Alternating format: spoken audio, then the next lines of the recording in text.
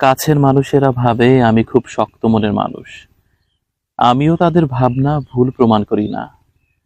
আমি নিজেকে অনেক স্ট্রং বোঝাই।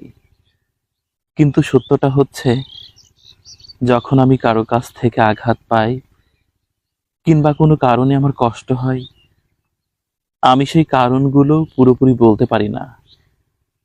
যখনই কিছু বলতে যাই আমার গলা ভেঙে আসে, চোখ ঝাপসা হয়ে যায়।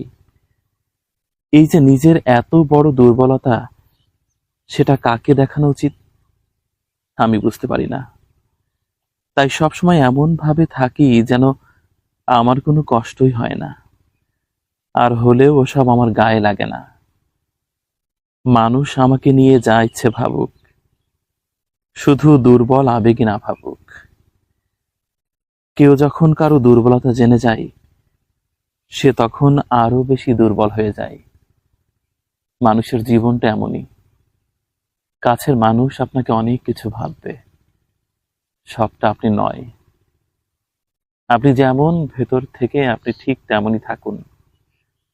মানুষ আপনাকে যা ভাবে ভাবুক, সেটি কাছের মানুষ হোক কিংবা দূরের মানুষ হোক, দিন শেষে চার দেয়ালের মধ্যে আপনি একা।